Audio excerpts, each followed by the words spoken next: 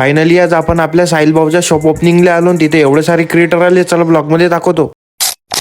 तर काय विषय मित्रांनो, सगळ्यांना जय श्रीराम. आज जायचं होतं आपल्याला साहिलबाईच्या शॉप ओपनिंगले. आपली धन्नो काढली डायरेक्ट आपल्या प्रेमबाईला बसवलं. चल म्हटलं आज आपल्याला वाडीला जायचं आहे. सगळ्यात पहिले येऊन जातो आपण आपल्या पेट्रोल पंपवर, कारण गाडीत पेट्रोल असणं खूप आवश्यक आहे. आपली पेट्रोल पंपवरची ताई म्हणे मी तुझे ब्लॉग पाहतो म्हणे, खूप चांगले राहते म्हणे. म्हटलं धन्यवाद ताई. म्हटलं आता नागपुरात पोहोचती नाही तर तुमच्या भावाला लागून जाते भूक आणि डायरेक्ट येऊन जाते तुमचा भाऊ फेमस पराठ्यावाल्याजवळ. कारण तुम्हाला तर माहित आहे तुमच्या भावाची पेटपूजा झाल्याशिवाय तुमच्या भावाचं मन कुठंच लागत नाही. फायनली पोहोचून जातो आपण आपल्या साहिलबाईच्या शॉपवर, म्हणजे आपल्या कडक कपड्यावाल्या शॉपवर. तिथंच भेटून जाते आपल्याला उज्ज्वल भाऊ. त्याची भेट घेतली आणि डायरेक्ट दुकानाची भेट घ्यायला आलो. दुकान तर एकदम खतरनाक सजावट करून होतं. म्हणलं चांगलं आहे, आजच्या जमान्यात आपला मराठी माणूस समोर चालला, याच्यापेक्षा चांगली गोष्ट काय आहे. थोड्या वेळात एंट्री होऊन जाते आपल्या साहिल दादाची. आलो म्हटलं आज तुमच्या शॉप ओपनिंगले. आता तिकडे प्रोग्रामले थोडा टाइम होता तर आपण येऊन जातो पटकन चाय प्यायला, कारण चाय प्यायल्यावर थोडंसं माइंड शांत राहते. चाय पिऊन आल्यावर दिसते आपल्याला का साहिल भाईला चारीकडून बॉडीगार्डनं घेऊन टाकलं. एवढ्यात आपण शॉपच्या अंदर येतो तर आपल्याला दिसून जाते हिमांशू भाऊ. तेली बड्यापैकी ब्लॉग मध्ये घेऊन टाकतो ना. आपले अमन पाजी पाबर का म्हणते तर भाई ये बुट्टी बोरी का सर्विस है मेरे यहाँ से 50 किलोमीटर दूर इसका गांव है भाई बुट्टी बोरी से। भाई बहुत अच्छे वीडियो बनाता है,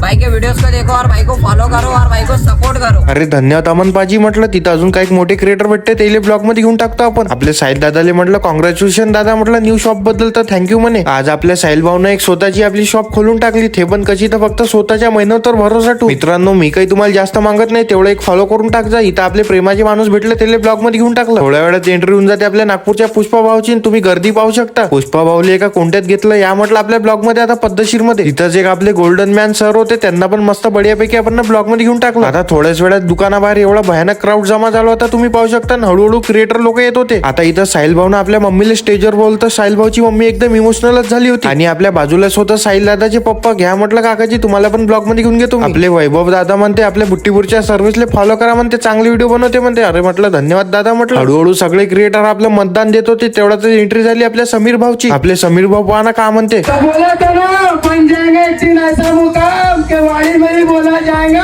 हाँ मेरी जान। थोड्या वेळात मग आपले डॉली भाऊ येऊन जाते ना आपले समीर भाऊ आता इकडे रिबिन कट करायला येऊन जाते. फायनली मग मम्मीजीने रिबिन कट करून टाकली. थोड्या वेळातच मग सगळेजण केक कटिंग वगैरे करून टाकते ना. आपले डॉली बाई डायरेक्ट अंदर येऊन जाते शॉप पाहासाठी. आपल्या साहिल दादाला गुलदस्ता वगैरे देऊन देतो. तेवढ्यात दिसून आपल्याला रितू दादा. म्हणलं आपली काकून तुम्ही खूप खतरनाक व्हिडिओ बनवतात. दादा म्हणे सगळेजण लाईक करून टाका म्हणे ब्लॉगले. चला म्हटलं उचल दादा, आता खूप टाइम झाला, आता आमचा घरी जायचा टाइम आहे. आणि आपले हिमांशू भाऊ पण भेटून जाते. चला म्हटलं हिमांशू भाऊ भेटू कधी आपण नंतर. आता रात्रीचे 10 वाजत होते. चला म्हटलं लवकर घरी, नाही तर घरचे घरात नाही घेतील. भेटू आपण उद्याच्या ब्लॉग मध्ये.